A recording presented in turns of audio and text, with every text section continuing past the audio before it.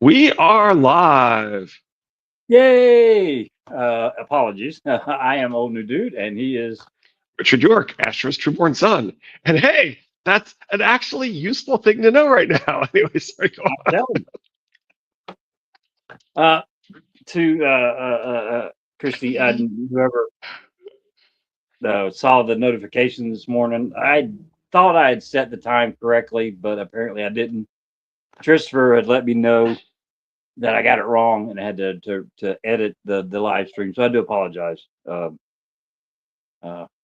Sorry. Yeah, I was surprised that notification came out so early. I was like, wait, what? What? And then I looked and I was like, it says 2 hours from now. I'm like, oh, that sounds reasonable. I don't know why I got the notification. Anyway, hello, Yeah. that's Tress. Hello, hello. Yeah. Again, sorry, Christy. Yeah, whereas I didn't give you any notification before my video went live. I know. For those that What don't damage know, he did. my channel is called Asher's Trueborn Son, and it's been many years since there was a new video on it. But I posted one, and then I did send a link to Old New Dude, and I put a few links out there on social media and Discord and stuff. But um, Yeah. anyway, I got so to be the first to like it and the first to leave a comment. So, yay! yay. Even everyone says Kirsty. Yeah. Yeah, I was you. on it What before. you had said I should put together a short of my rantings about the similarities between the Book of the New Sun and Yeah. um, and a Song of Ice and Fire, and so I was like, all right, I'll take a shot at that. So I wrote something up and I sent it to the free version of Claude and said, what do you think of this video? And it was like it had a lot of it had a lot to say. And I was like, okay. And then I did a second one. It's like, well, that's a lot better, but you still got these problems. I'm like, oh, okay. So so I did another one, and it's like, yeah, that's really good. A couple minor things you might want to change. I didn't even bother setting that. I made those changes and didn't bother sending it back to. But anyway, um, yeah, one of the things Well, it it's said been was you should. years since I put out a video, and I'm almost ready to sit down and do all the hidden fingers in a Game of Thrones video. Um. Uh. Soon. So we'll do it a So book at a time. I do like the free version of Claude. It's a pretty good beta reader. Man, um, I'll pay attention. If my video sucks, I'm still putting it out. I mean, I don't care. well, I well, care, but I don't I care. tried. I was not. I need to cancel the teleprompter software that I bought or I signed up for a free trial and registered for a year because I was not impressed by either its ability to supposedly automatically detect where I was and scroll appropriately, or um, and because I was looking down the whole time, my eyeballs looking down the whole time. There are teleprompters that will try and keep it up higher, and even ones that'll use AI to make your eyeballs go up to where you were when you're looking at the camera lens. And Mhm. I think that's probably much better than this poor job of trying to hear what you say and scroll to your speed of your speech. Like it did not work. I did not like that. I tried using Auphonic for the editing, and some of that's good. So I paid $12 for 5 hours of video, and Mhm. um, which is like, yeah, okay, sure. I mean, never. I don't think it ever expires. Whereas if you do the discounted rate per month, then you only get a certain amount per month, and that's going to be expired for the month. And I was like, no, no, no, no. I'm buying 5 hours for $12. I'm paying $11 a month for twice as much or whatever it was. Um, like um, so that did a good job of taking out. You can see that video has been edited to take out some of the pauses and ums and coughs and stuff because you can see the video just barely move, and you can tell that's what it's doing, and that does a Mhm. good job at that, but it didn't do a good job of cleaning up the audio. So I've noticed but a lot of I had to do. yeah, I got the audio cleaned up, but not through the right. Alphonic. It was not impressive to me for its audio I've cleanup. seen a lot of shorts that are um, scenes from the show, and you get that jump. And I'm assuming if that's what's being done there is to kill dead air and shorten it up and to Probably, get rid yeah. of. Yeah, probably. Are you going to do a character? Do it by character altogether? Is that for you? I'm assuming Hidden Fingers. Are you going Oh, to okay. do it by character Yeah, yeah. He or says Hidden on Fingers the? video. Oh, Hang okay. on, this I is thought was I going to dress up as each character? That would probably be a whole lot of fun. Uh, um, what I might probably do is I have these two giant boards, grease boards and cork boards and stuff I used before. Um, I might um, I might place where certain characters are at the end of the fifth book, fourth or fifth, depending on where they stopped, and uh, and then see where we start at, and then through the first book, weave ourselves on the movements of these pieces, even the ones that think they're players, on the board to slowly get them to the last point of where they're at in the story until we get any more from George. And then I had discussed with Chris gets a little bit of hey deck of cards, um, a little bit of insight because on the ride and stuff like that we generally will, if I had a new thought or something, and I got to thinking about the Cersei's Maggie the Frog, and the more she tries to stop it, the more she makes the prophecy come to life type thing, makes it happen by trying to stop it from happening.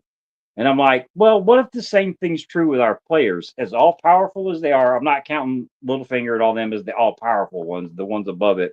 Quinn's idea has a really good video on. I can't remember the exact name.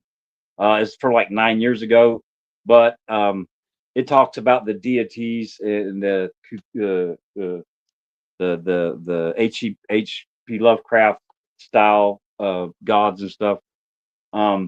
That are playing the game, and I'm saying that that's true, but it kind of trickles down on he's moving this row and that row's moving this row type thing.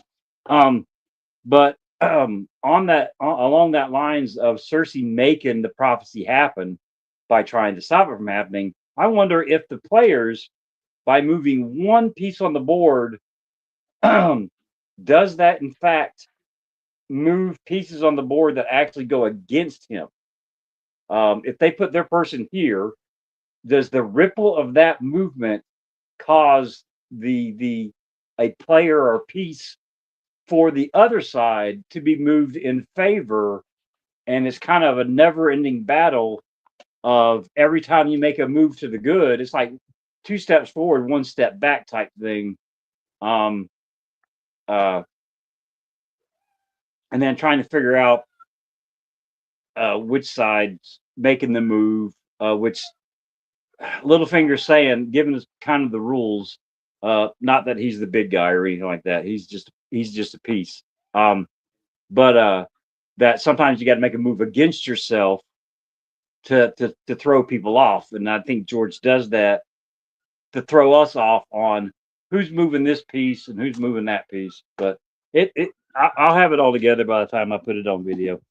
But I kind of like the idea that you make a move on the board to the good, and then the ripple of that is it makes a move on the board that you didn't do and the other player didn't do, but you helped them out anyways. I found a video. It's almost 8 years old from Quinn. It's called "The Hidden Lovecraft in a Song of Ice and Fire." Do you think that's it? No, it's before that. Hmm. It'd be about 9 years ago. The damn it, I just watched it the other day. I rewatched it. Um, hey Chris, you remember what the name of that video was? I think looking up chess videos would help with the player's perspective. Hmm. And Kirsty says she thinks Peter is a big player, and you were saying that you don't think he's as big as you probably sound like you think he is when you're talking about him He thinks he's a last big player, last week. and he moves a bunch of people on the board, but his strings are getting pulled by the person that's above him. The people that are above some of the people that we see in the book, we generally don't see. The three-eyed Yeah, crow would be I one of them. I used to think it's just Bran, but as we've gone through the read and stuff, I'm like, I do think there might be somebody playing against Bran. That it may not be Right. just, yeah. And I'm slowly moving toward the three-eyed crow might actually be time traveling Bran. But yeah, Littlefinger. Uh, I use the analogy the carrot in front of the donkey, and all the moves that the person above, and if we take Bran's injury and fall, and then awakening his powers, could be done with Littlefinger also with the duel with Brandon and then near death on his in bed, all that kind of Sure, stuff. absolutely. Awakening his power, if it is the three-eyed crow that's moving him, all of, all the moves we'll just say for shits and giggles that it is the three-eyed crow moving Littlefinger. The By the three-eyed way, crow I is I think dangling. George definitely likes to keep his options open, so he may have multiple ideas in his mind too. Right. Um, but to get Littlefinger to make moves on the board, he's dangling Cat in front of him for the longest time. And then after that, it could be Sansa, or after that, I don't know. But Littlefinger thinks he's a player, and the three-eyed crow is basically encouraging that thought because he's getting bolder and bolder in some of the stuff that he's going to do. He said a deck of cards saying like how the Master's Council is above the Grandmaster, but he is technically their superior. That sort of thing. Yeah, they have Yeah, all the power. right. Or how Ned is first among equals, as he says in the small council, even right. Right. And a And he's similar not. He's thing not. where He's not among equals. He is the hand of the king, and he's thinking wrong in that assertion. But yeah, exactly.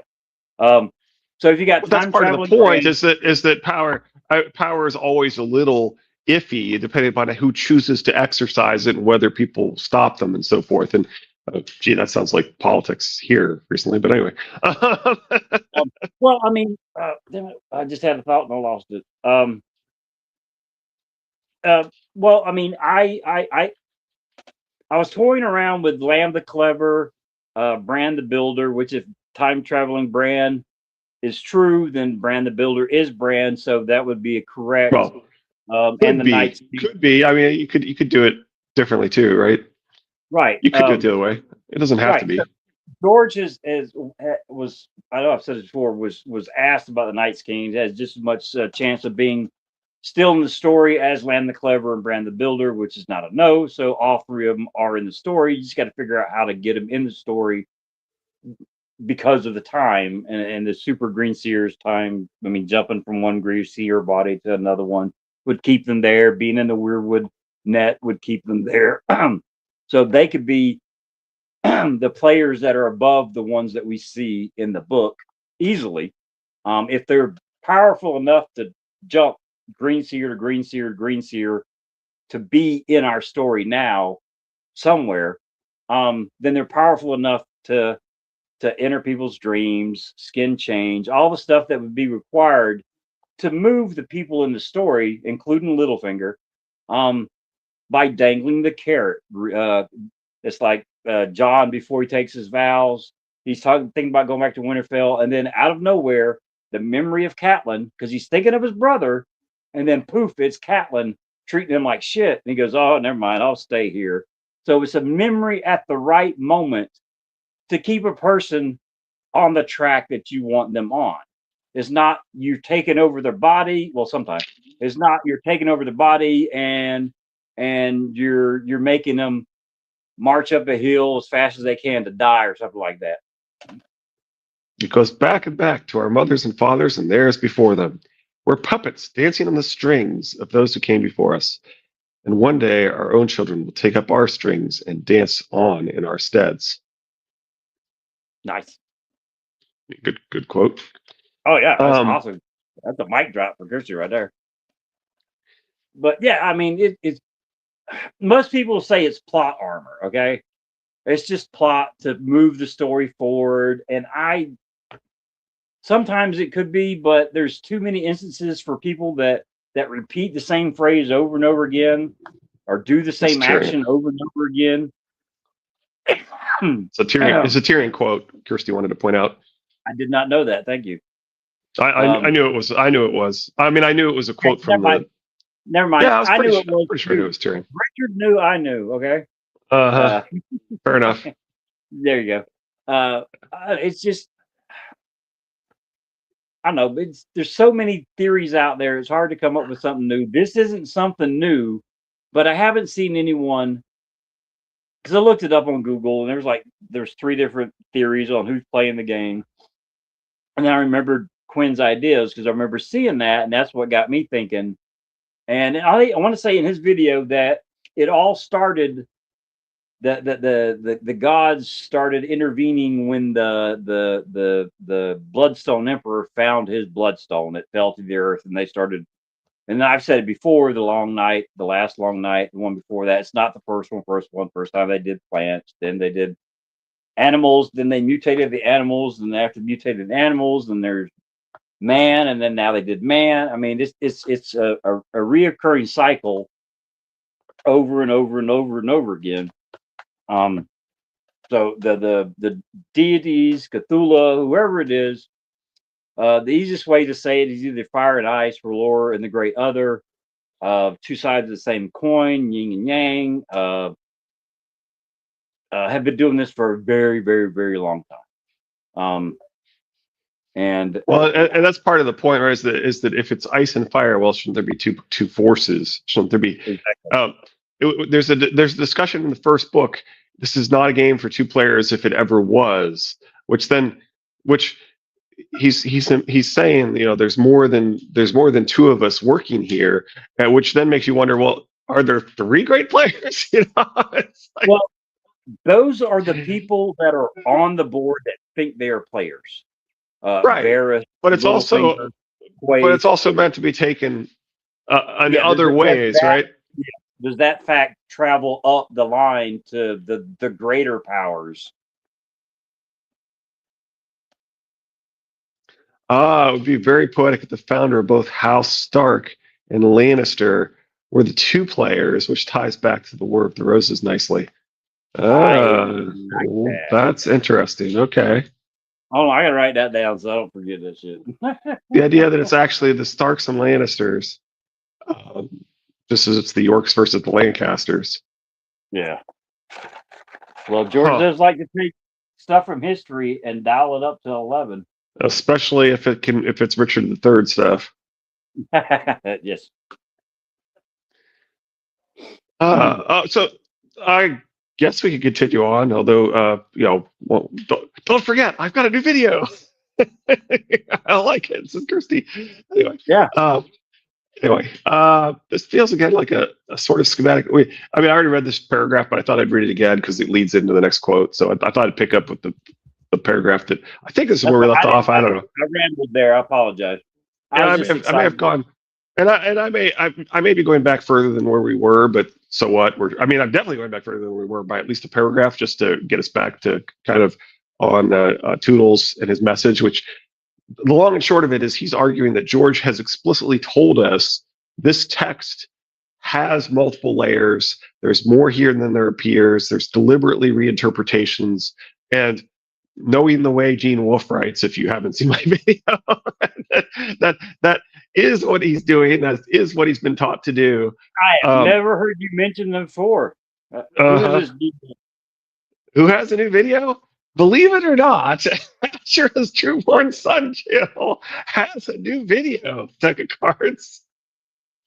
Believe it or not, after all these years, I finally put out one on my own channel. It's literally nothing. It's Triplet Targaryens, which was, what was that? 2020, maybe 2021. It's been at least since 2021, maybe 2020 that I put out those videos. I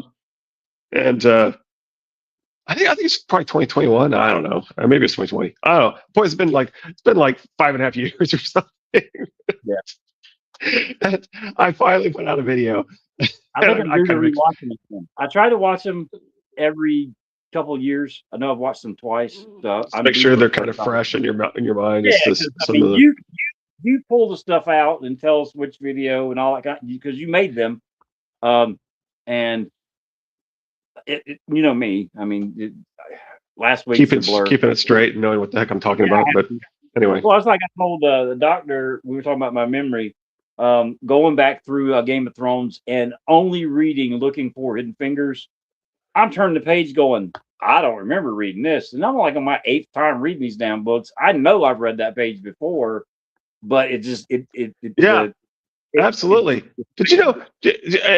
Watching Greenwood's video, I was shocked that Danny, because I know we talked about how that she keeps referring to them as like the pointy headed eunuchs and stuff, and she clearly doesn't know what Unsullied are.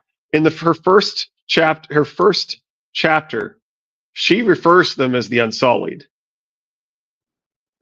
yeah, Danny thinks of them as the Unsullied in the first chapter, and yet later on she's like, and people explain to her what the Unsullied are, and later on she's just talking about the eunuchs and pointy hats and stuff, and we're like, well, I guess Danny doesn't know what Unsullied are. No. She actually immediately identifies them as Unsullied the first time she sees them in the very first in her very first chapter. Yeah, talking about the merchants and stuff at or the guards at in Pinto. Illyrio's, yeah. So anyway, and for somebody to spend so much damn time at the stable, she smells like a horse. She was unsure on a horse. Yeah, she makes it sound like it's literally just that she hasn't been on a horse much, and it's like, huh. Anyway, yeah, go ahead. Sorry. That almost sounds like some sort of weird psychic block in her or something. But anyway, this feels again like a sort of schematic nod to would-be truth being delivered in indirect, unconventional, unexpected ways. An important to the characters and to us message is delivered to a trick-coded intermediary rather than to its intended recipient. And then the message proves to be not for whom it seems was assumed, but for someone else. Might something analogous prove in some sense true of A Song of Ice and Fire? Yes, especially as much as characters may say or think things that are as much for us as for their in-world object. As here. Catelyn nodded, not trusting to speak. The maester placed the paper on the table beside the bed. It was sealed with a small blob of blue wax. Lewin bowed and began to retreat. Stay, Ned commanded him. His voice was grave. He looked at Catelyn. What is it? Oh, no, sorry. What is it? My lady, you're shaking. I'm afraid, she admitted. And we've always been of the opinion that there's some hints here that Catelyn knows what's going on before this is actually unveiled to us here. She reached that. I'm not so sure. I know that. It's definitely intended for us to be able to read it the other way around. Absolutely. And with her then she remembered moment, right? Lyanna, through her etymology, is tied to lions, and her name also means the Gray Lady. Gray Water Watch, and their sigil is a lizard lion? Okay. Gray Water Watch, too. Water Watch is that sounds like the trout. What's it called? The Irish folklore. Is it the white trout? Yeah, it's the white trout. That sounds a lot like the white trout. The reeds. Yeah, I know, but the point is the white trout is about waiting specifically for Ned's bones going through the neck, right? And the white. My point is, we're told that as soon as they get past the neck, of course, we know that there's Barbary Dustin wants to make sher they never get past the neck. Right. But I've always thought that there's some of the white trout in Catelyn, and looking for her husband's bones reminds me of the white trout. And so Greywater Watch is where they're really looking for Ned's bones, and where he gets turned away, according to Toodles' version, is they don't make it that far, and it's Howland Reed who turns them away, according to Toodles, right? Well, I mean, if they're tying Lyanna to Greywater Watch, the Reeds, the lion lizards, I know there's a theory out there that Lyanna is, or her and Howland Reed had a thing going on. And Lyanna sound oddly similar. Oh, I haven't heard what you're talking about. I'm listening. What's the white trout? Oh, okay. So this is a legend from Kong, Ireland. Um, so um, so the site that if you search for the white trout Irish folklore, the first thing that comes up is probably emeraldisle.ie, and I do recommend that link, and that's where I first read it. Um, should we change the stream to be a white trout stream? It's pretty short. We can make today's task to read through the white trout. It's I don't know. Anyway, the point is, it's a myth about. I'm sorry. Can you paraphrase it? I don't know if I remember it well enough to accurately paraphrase it. It's pretty short. We can do what the heck? White trout. There is no A digression from a digression from a digression. I mean, the whole point. That's the best thing about Wednesdays is we Joanna, Liana. Yeah. Anyway, what the heck? Emerald Isle, the white trout. They do say that once upon a time, long ago, there lived a lady of great beauty in a castle on a lake, and her hair was fair as gold, shining in the summer sun. She had been promised to a king's son, the lord of a nearby kingdom. But as he was coming to see her one dark November evening, who should come upon him but the warriors of a jealous lord who fancied the lady for himself, and they murdered him on the spot. Which that kind of vaguely sounds like a Littlefinger Brandon kind of thing. They cast his body into the lake and made no secret of their wicked deed, boasting of it in their own halls, until, sure enough, the lady heard tell and was struck with grief and sorrow. The story goes she went out of her mind pining after him, for she was tender-hearted as well as lovely, and was in the end taken away by the fairies of the loch. In due course, the Sanchai, or Sanchie, well, I don't know how you pronounce that, have it that a strange trout was seen in the stream beyond, and people didn't know what to make of it, for a white trout was never before heard of. For years and years, the trout lived there, beyond the memory of the oldest folk alive today. At last, the people began to think it must be some kind of fairy itself, for what else could it be? And no hurt nor harm was put to the white trout, until one day some wicked soldiers from a different land came to those parts and laughed at everyone. And Littlefinger is Helen Reed. Okay. A grand merry joke, they thought it, this reverence for a fish, and they jibed and jeered at the locals for thinking it. One of them in particular reckoned he'd put an end to this superstition by catching the trout and eating it for his dinner.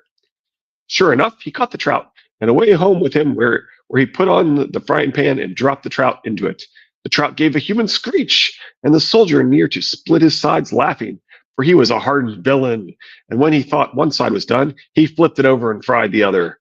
But what do you know? And not a singe was to be seen on the trout, which showed no ill from its predicament, save only the squealing. And the soldier thought it a queer trout indeed that couldn't be fried. But, he thought, I'll give it another turn till we see, never thinking what was in store for him. Eventually, he thought that side was done, and he turned the trout over, but again the side he thought done was uncooked. Bad luck to me, said the soldier, but that beats the world. I'll try you again, my darling, as cunning as you think yourself. With that, he turned it over and over, but never a sign of fire was on the pretty trout. Well, said the villain, my jolly little trout, maybe you're fried enough, although you don't seem over well dressed, but you may be better than you look, like a singed cat and a morsel after all. A singed cat and a morsel after all. So he took his knife and fork and jabbed the knife into the fish, when there was a murderous shriek that you'd think would turn your hair white, and away jumped the trout from the frying pan into the middle of the floor.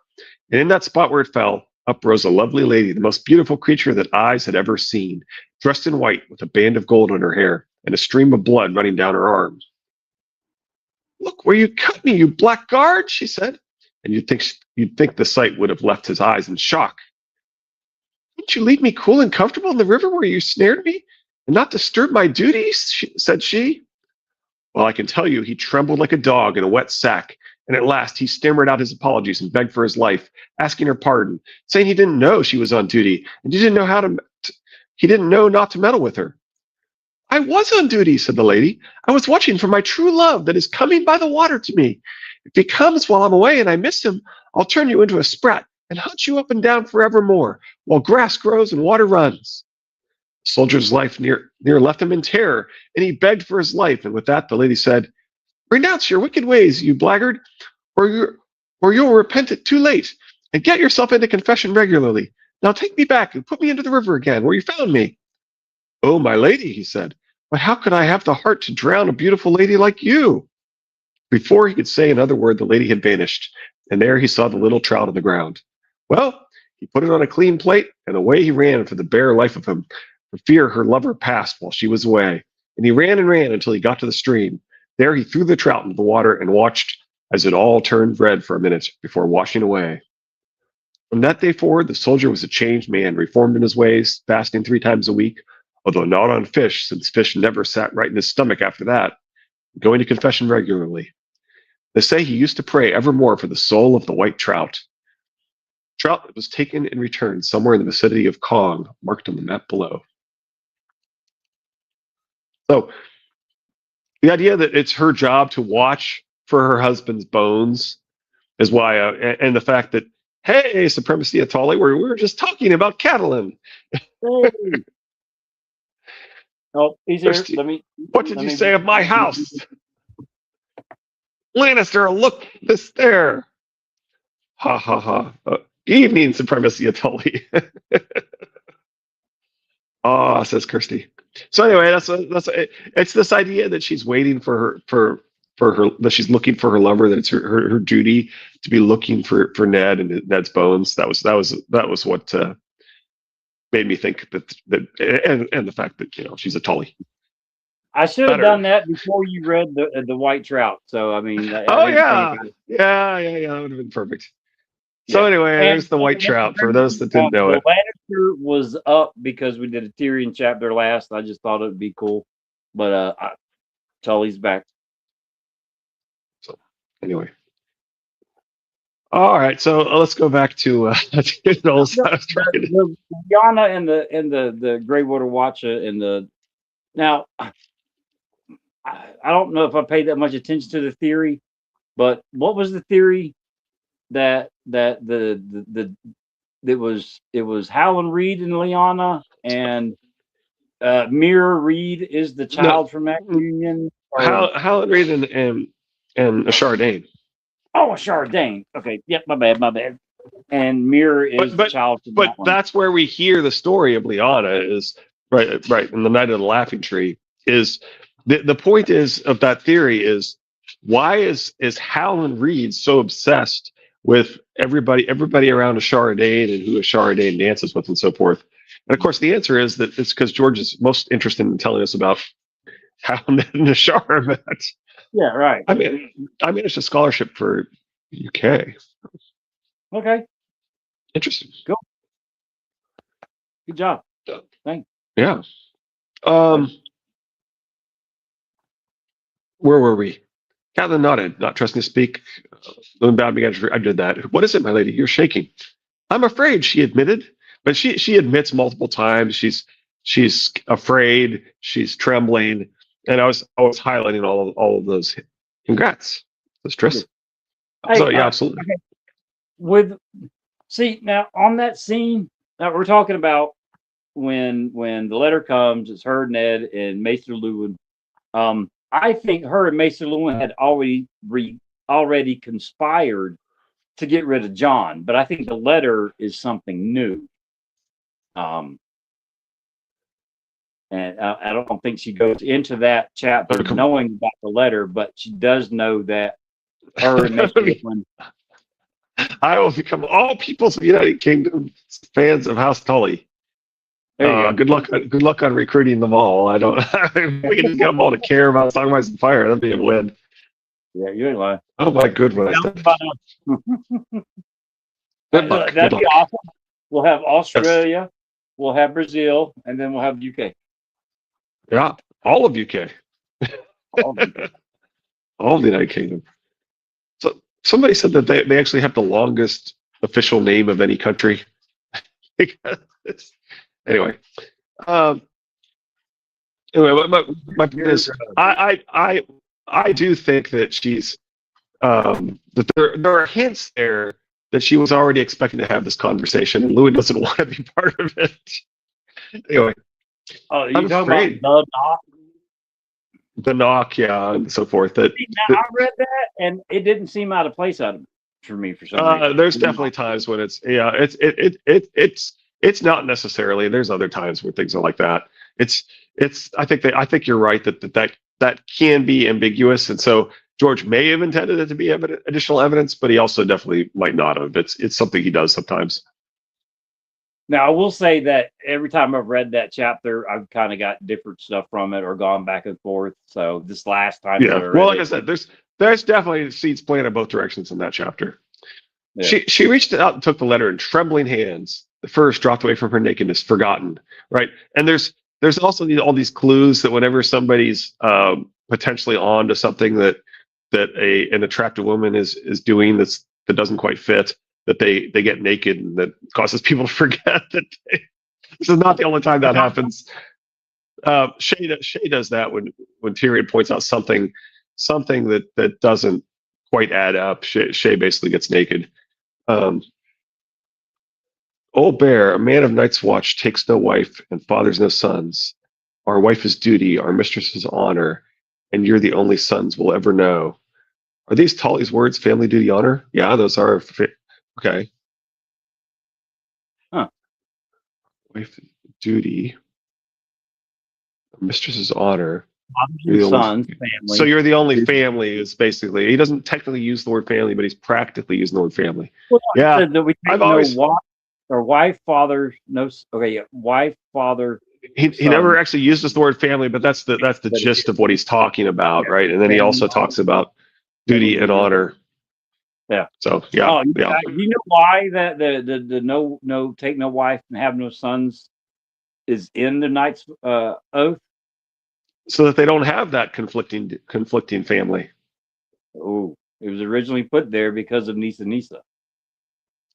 If the Night's Watch take no wives, they have no one that they love more than anyone else in the world that they could sacrifice the heart of their love to forge Lightbringer with. Okay. I mean, the trick works as deck of cards. He's referring to the fact that the women get naked whenever things look a little suspicious. Benjen also says the same words about the watch to Jon. Kirsty, you turn Rhaegar Targaryen for me now.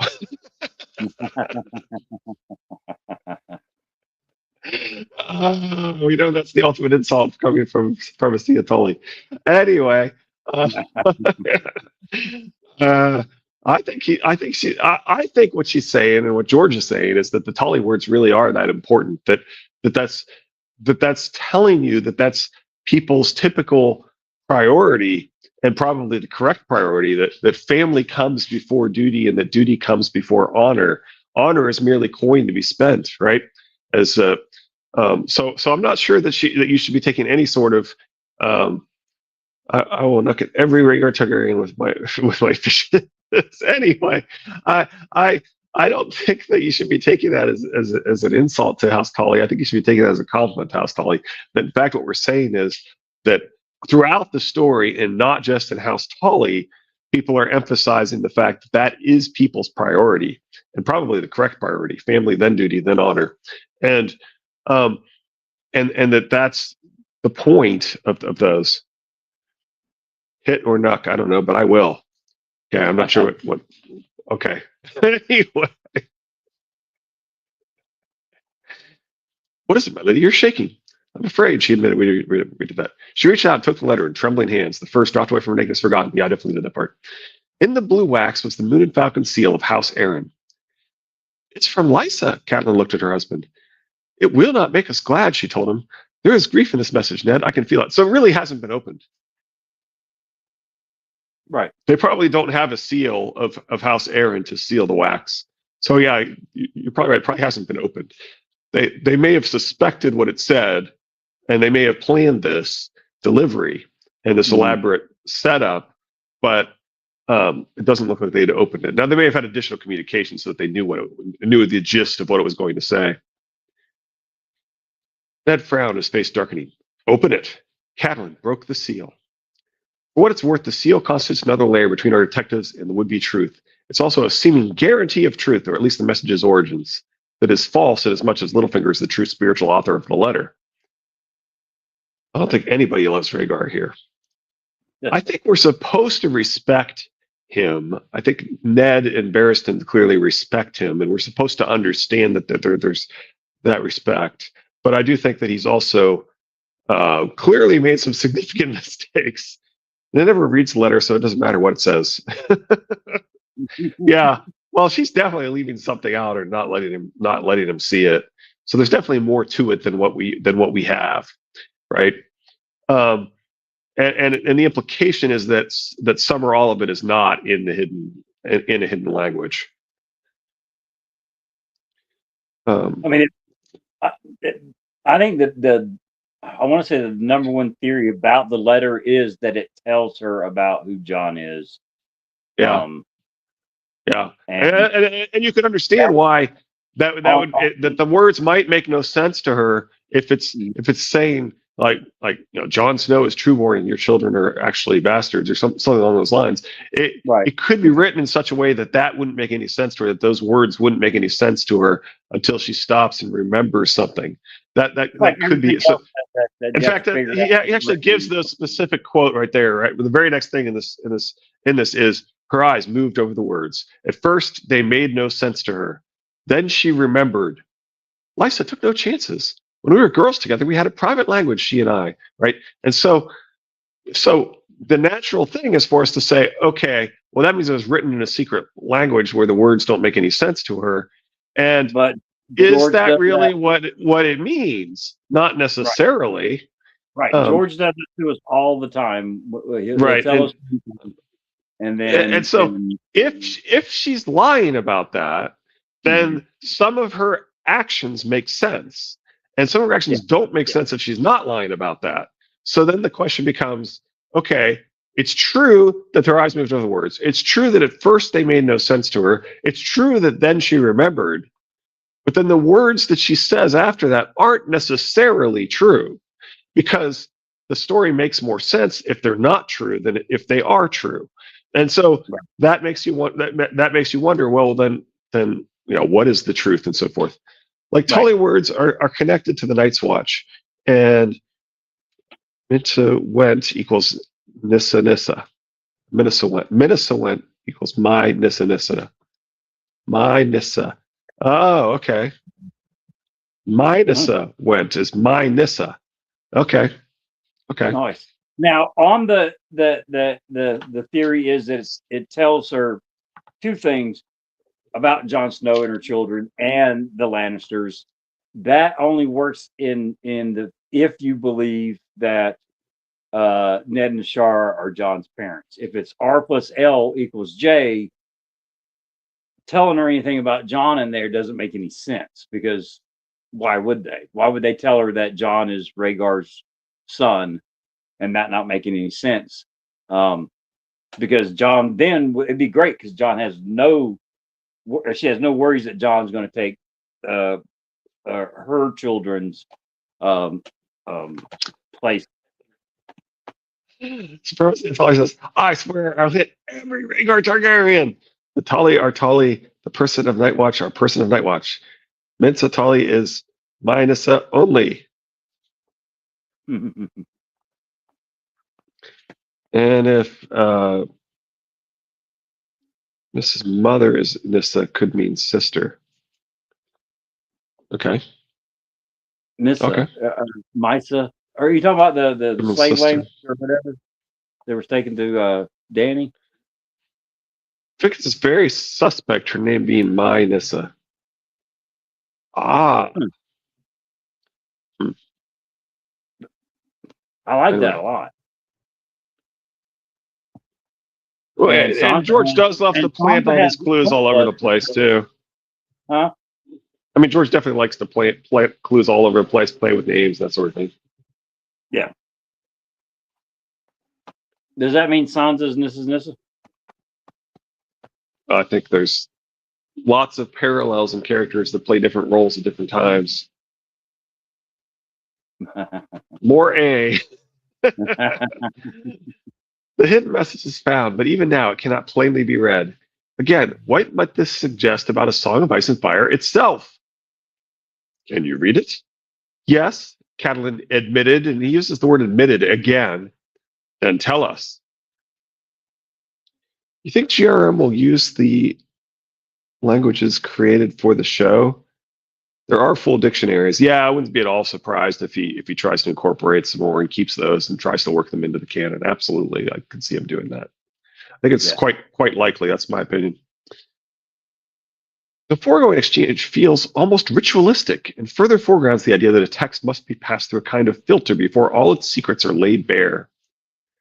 Perhaps I should withdraw, Mr. Lewin said. No, Catelyn said. So once again, he keeps trying to leave, and they're keeping like, nope, nope, you're not leaving. We will need your counsel. She threw back the furs and climbed from the bed. The night air as cold as the grave on her bare skin as she padded across the room. Maester Lewin averted his eyes. Even Ned looked shocked. What are you doing? He asked. Lighting a fire, Catelyn told him. She found a dressing gown and shrugged into it, then knelt over the cold hearth. Maester Lewin, Ned began. Maester Lewin has delivered all my children, Catelyn said. This is, of course, this specific quote that caused us to think that maybe he was the Maester at Riverrun, which he wasn't, but we did discuss it at the time. Right. This is no time for false modesty.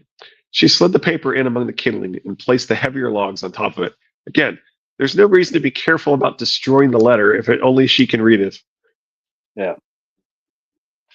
And for those that didn't catch it, Maester Lewin at Riverrun, we had suggested that when the forces of the Tullys rode out with Ned, that their Maester rode with them, and Maester Lewin was either a Bannerman's Maester or the Maester that was sent to replace the Maester at Riverrun because he was getting older for whatever reason. So he was at Riverrun when Catelyn gave birth, and if the original Maester came back, which is what we think, and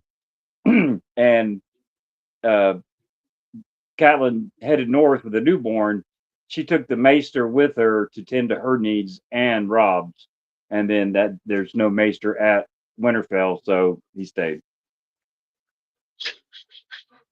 Deck of cards. Is there an actual word similar or same spelling to Nissa that means sister in some languages? You did say River Run. Yes, we're absolutely.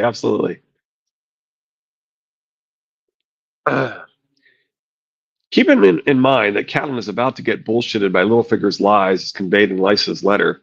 Her faux sophistication worldliness here is funny. And actually, her nudity can be read in conjunction with her comment about childbirth as symbolically bellying what's overtly stated. She's naked as a newborn babe, so to speak, and accordingly innocent, naive to her childhood friend Littlefinger's duplicitous machinations. The symbolic subtext thus cuts against her seeming, a phenomenon that, in my opinion, pervades A Song of Ice and Fire. Not in the four that I know, says Deck of Cards. Ned crossed the room, took her by the arm, and pulled her to her feet. That was kind of how I had interpreted what you had written too, Deck of Cards. That maybe you were implying that the word itself might also mean sister. Ned crossed the room, took her by the arm, and pulled her to her feet. He held her there, his face inches from her. My lady, tell me, what was this message? Catelyn stiffened in his grasp. A warning, she said softly. If we have the wits to hear. His eyes searched her face. Go on. Lysa says Jon Arryn was murdered. I guess they could have sent them a seal as part of if Littlefinger was suggesting this kind of play for Ned. It's possible that he could be working with them on it and have sent a seal. The words are too similar. I mean, would you put that in Google search? Write every translation for the word sister in every language, every known language to man. No, I'm not going to do that. Anyway. What? How dare you? I said, what? No, you're fine. You're welcome to do it. I ain't got anything with me, man. I'm on my phone. I'll do Fair it enough. after we get off today, just to all right. for she's. His eyes searched her face. Go on. Lysa says Jon Arryn was murdered. His fingers tightened on her arm. By whom? The Lannisters, she told him. The Queen. Ned released his hold on her arm. There were deep red marks on her skin. Gods, he whispered. His voice was hoarse. Your sister is sick with grief. She cannot know what she is saying. She knows, Catelyn said. Lysa's impulsive, yes, but this message was carefully planned, cleverly hidden. She knew it. Yeah, does that sound like Lysa? She knew it meant death if her letter fell into the wrong hands. Again, no, if you write something that nobody can understand, it's not going to mean death if it falls into the wrong hands. To risk so much, She must have had more than mere suspicion. Catelyn looked to her husband. Now we truly have no choice. You must be Robert's hand. You must go south with him and learn the truth. I got a question. What? But if the suffix takes the role of the prefix, it could mean father. It's all bullshit. Go ahead. Do we actually think that the letter came from the Eyrie to them, or did Littlefinger already have the letter and send it from King's Landing to control what was going on? Yeah, that does seem like that's possible. I mean, it's probably written in Lysa's hand, since Cat might recognize it. Littlefinger got what he needed. Yeah. Left, but would he want to control, make sure everything was done the way he wanted it done? Yeah, that makes a lot of sense. Oh, yes, it's all bullshit. Well, that's actually just the first section of a longer sentence, but anyway. I stopped you at the perfect time. It's all bullshit, of course, but it's presented as the uncontroversial truth. Of course, that meaning Littlefinger had them write lies to send to Catelyn. Right. Ned's doubt had Lysa to write lies. Ned's doubts seemed perfunctory and are brushed aside. Nor invited to revel in conspiratorial ego identification with our POV characters. It feels as if the truth is being gradually revealed to us when no such thing is occurring. So why on earth should we think of Song of Ice and Fire is on the level later when it presents us with similarly pat answers to similarly foregrounded mysteries, especially if those answers crumble under scrutiny?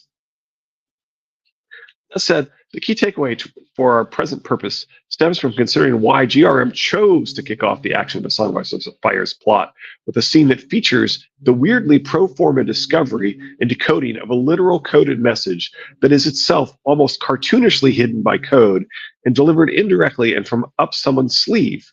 For me, the answer is plain. Short of the preposterous notion of some kind of author's note didactically informing the reader that maybe there's more to this story in this text than meets the eye. I'm still not sure what GRM could have done to hint more strongly than the Lysa's letter vignette does that we might not be reading an ordinary accidental text that's doing nothing more than telling a glorified rated R children's story in an ordinary way, but rather a text non-pejoratively contrived, artificial, containing hidden secrets that are in some sense encoded. There's recursivity here, in that the vignette itself works via A Song of Ice and Fire, like the lens in the box works via Lysa's letter, pointing to the existence of another layer of meaning. The later revelation that the superficially secret message was itself a cleverly manipulative lie authored by Littlefinger, not Lysa, adds a further suggestion. We can't always trust what A Song of Ice and Fire seems at first to be saying, even, and perhaps especially, if it took only token work to get there.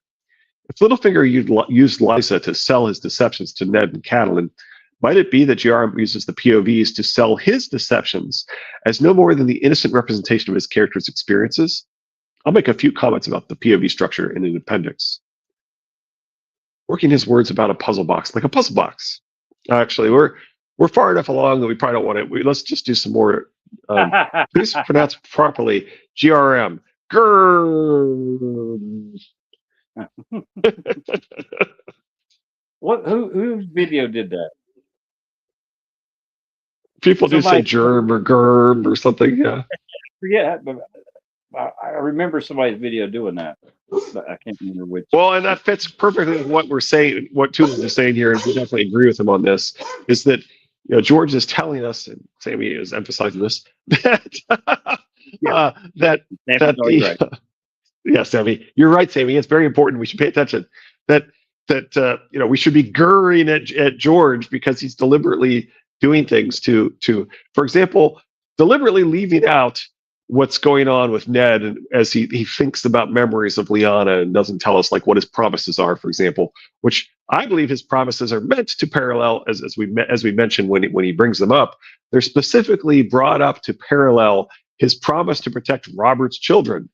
Robert has 3 children that he's asking Ned to protect. They're not trueborn, they're not really his children, but he's asking Ned to protect 3 children. Promise me, Ned. Promise me. And it's specifically supposed to echo Lyanna's promises, plural. And Mhm. I think that's because Ned is promising to protect her 3 children. See, triplet Targaryens. Well, the whole concept. Yep. The whole every damn video. uh, anyway, On Robert's children, not the 3 that we were talking about. A thought popped in my head um, earlier today, actually. Um, I, I've talked about moving pieces on the board and all that stuff. Gendry is one of those pieces. I think he's more important than just a bastard. But I think another reason, and it's slightly hinted that it's Varys that pays for his apprenticeship, and Varys that sends him. I'm sorry, But I'm not familiar with this character Varys. Does he go by another name, perhaps? yeah, Dorcas, the artist formerly known as Varys. See the latest video of the Asher is Trueborn Sun channel. There you go. And I think he's moved on the board as well. How big of a piece he's going to be, I don't know. The way to rework Valyrian steel is hinted that it takes blood magic to do it, to know the spells to reforge Valyrian steel. The maester that went to Qohor, that he got his hand chopped off. Do you think that Gendry's blood is in Oathkeeper and Widow's Wail? He's not there when they get reforged. Oh, you're right. He's not. Gone.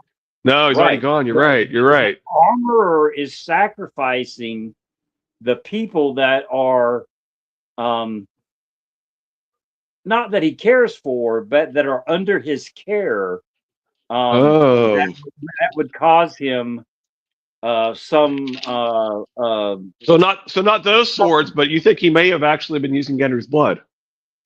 It's possible. I don't know, but there is some sacrifice there, and I think for him to reforge a great sword the size of ice into 2, that it probably would have cost Gendry his life if he'd have stayed there. Some other person's blood in King's Landing was used. Some other soul or life fire or blood, a lot of it was used to reforge. And because it's been done over and over, because the other spells were used because he kept trying to change the color, so that's even more blood or even more lives that were used by this guy to do the job. So that, I think that's another reason why the players, the bigger ones, had to get Gendry out of the city. Why he was probably either the most important bastard of Robert Baratheon or the trueborn son of Robert and Cersei. But they needed to get him out of the city because not only was it was. What do you mean we're not on board? Like I definitely think there's something to that. What does that lead to that we're not on board with? Can't believe you're not on board yet. Littlefinger equals Pinky swear. Promise me, Ned. The whole reason George nicknamed Peter Littlefinger was for Pinky promise swear. So Littlefinger being involved in Promise Me, Ned. Like what is that? What does that lead to that we're not on board with? I'm open to all of that. I'm open to the idea that it ties Littlefinger to that concept.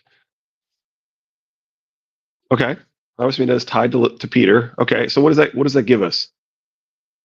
What do we need to get on board with about that? We need to just to believe that Ned is working with Peter. We need what do we need to be? What does that lead us to that we're not on board with yet? I'm interested. We're definitely intrigued. I know this. Yeah, I'm not dismissing that. I'm just not sure where does that lead to that we haven't gotten to. You probably have that leading to something that we haven't bought off on, which may be true, but I could I have want to know what we before, aren't but I can't buying yet. remember. You probably have said what we're not buying, and it may be that we're still not buying that. It doesn't mean that we're not buying all the things you've said so far. Yeah, we're all like, yeah, that makes sense. But there's something that we're saying that means we're not buying into how that ties to Peter. And so what is that we're clearly not buying? And that may be true. Like I don't doubt that you have some ideas that are tied to that we haven't yet fully bought into. I'm not sure which of your ideas those are that we haven't quite bought into yet. So anyway. Yeah, we're all like, yeah, that makes sense. Yeah, sure, that could be true. but where does that lead us that I'm we gonna haven't tell you, gotten I to? know how bad my memory is, and I do apologize, but I And could I'm have sure sworn she's told us, yeah, and yeah. it probably is true that we probably haven't bought it. It looks like a joke, says Ben Cards. Yeah, yes, this did. I'm not sure yet where that goes that we haven't followed. So, um, and you probably have said it, and I probably have rejected it. I don't doubt that. I just am interested in what that is. What did I reject that logically follows from there? Anyway, Probably have. You've rejected all of my shit, so I mean, no, I haven't. I just And I'm always, but as Preston says, I'm probably wrong about half of this, right? I like that attitude. I take that attitude, and I am way more open to there being tinfoil that's barely hinted at that's actually right than I used to be, because um, the as I know I've told you this, there are things that Gene Wolfe has written essays and comments about his works and things where he said, and a careful read will realize this, and people are like, I had no idea that was what was going on.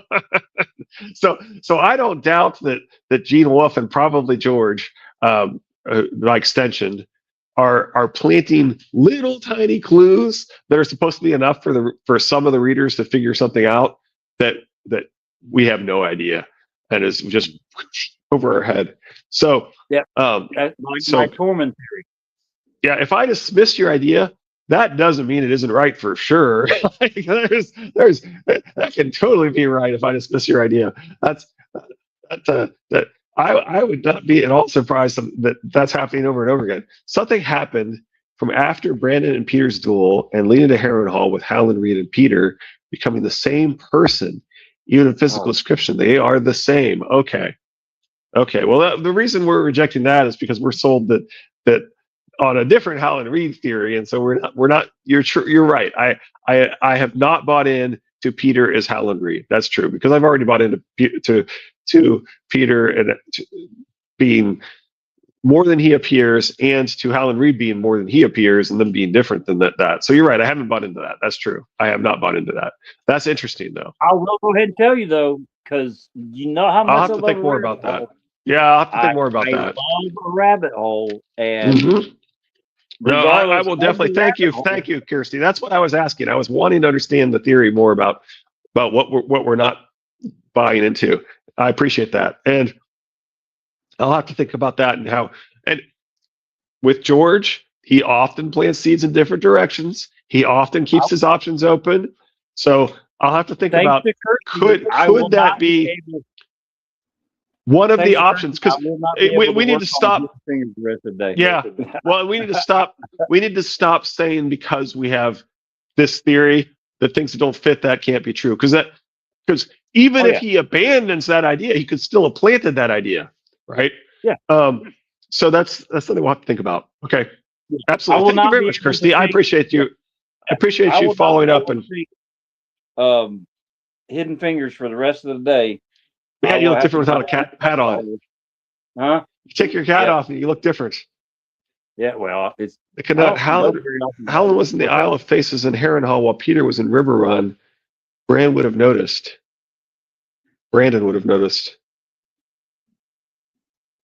They could have. So deck of cards is rejecting the idea. like I said, you're right. I do mostly reject that idea. I think there's probably too many different people in different places at different times that make it not work. But that doesn't mean that he didn't start to plant some seeds in that direction and potentially, abandon it or whatever. So I definitely want to think through, like, could he have planted some seeds to go that way, even if he's already then changed his mind and put evidence against it or whatever. I think we should still. What I think he's trying to say is after the duel is when the swap would have taken place, not at Harrenhal. Because if I'm catching it right, she's talking about after Harrenhal and after. That's the rabbit hole I want to go down. I want to sit there and look at the Lego blocks. Well, and try Deck to of Cards is arguing that Howland Reed is specifically Jojen has been sent by Howland Reed. So unless you don't believe Jojen is telling the truth, we know where Littlefinger is when Jojen is sent, and so therefore again. That doesn't mean that he couldn't have planted some seeds, and it might be worth thinking about, or thinking about, well, if that's not how they're tied together, then how are they tied together? Because you're right that I haven't thought through enough as to how those two could be tied together. Well, it's somehow misplaced. Okay, well, anyway. All right. Yeah, we said well. Anyway, so I do agree with Deck of Cards. I think that he's planted enough seeds to say that he has discarded that, if that was the theory, or and so forth. I think he's planted enough evidence to make us question that idea. But the idea of, well, then what does it mean for, how is Pinky swearing here? What could it mean if not, or can it still be tied to Lyanna's and Ned's promise somehow?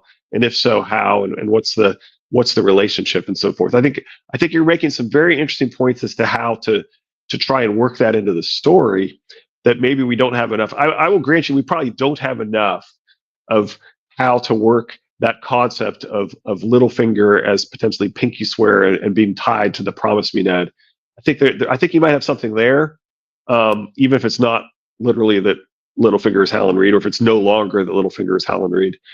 I think it's still worth something exploring, because I would agree that we don't seem like we have followed that to something important, and like it seems extremely likely that you're correct, that that's what the concept, that the Littlefinger implies Pinky swear. I think this is extremely likely that that's what he's thinking of. I agree with you. That seems likely to be why that's there. It's that Promise Me Ned is like the thing that seems like it would be most tied to. So the question of how can Peter be tied to the Promise Me Ned of Lyanna, that I think is probably worth exploring. I think you're onto something interesting there. I think it's probably not that, or no longer, that Howland Reed and Peter are the same person, but maybe it's tied to that they're somehow manipulating each other, or that their magic is linked, or that they're meant to parallel each other somehow, or something there. That it could still be some sort of tie between them. It could also be something more about hinting at Littlefinger causing the mess or something. A Titan traveling Brand being his own three-eyed crow that wakened his third eye. Well, if Howland Reed is the one that opened Littlefinger's third eye when he had his something like that. Yeah. I had Game of Thrones animation. In Game of Thrones animation, Blackfish speaks of all the fish skins hanging up around Riverrun. Then in books, Howland uses a skin boat to get to the Isle of Faces. The fights with both parallel one another too. The idea has credit. If Littlefinger died, he could have been replaced, or his body even possessed, or something like that. Yeah, that's what we're saying. Is there's probably. I think Deck of Cards is with me on this. That it's probably not literally what you're saying, but there's probably something there. There's probably some sort of some way for that to work or be tied anyway. Even though the literal concept is largely enough evidence to make it, difficult to make it work in the story. There's still something going on. I think we're all buying into your logic. We're just not buying into you're right that we're not buying into the Littlefinger is literally Howland Reed thing. We're seeing too much evidence against that, but that doesn't mean they are not closely tied together or somehow symbolically the same or something along those lines. So it's definitely worth thinking about. All right. Anyway, let's wrap Yeah, up for 10 over. I had my wife try to call in. So I got to cut her. I got to cut loose. Yeah, let's get it. All right. Definitely awesome theory hour today. It was great. I'm still going down the rabbit hole on. And if you want more of my madness, check out my channel. Actually, two more fun. I appreciate everybody for joining us. Thank you again. Sorry about the little mishap today with the setting. Bye, deck of cards. If you haven't watched my video, go watch my video. And little figure in the Christmas Santa, Liana, looks like you knew more of what really happened. Very fun, Sistress. All right. That's a wrap. Y'all be good. Take care. We will see y'all Friday. Bye. Bye, Richard.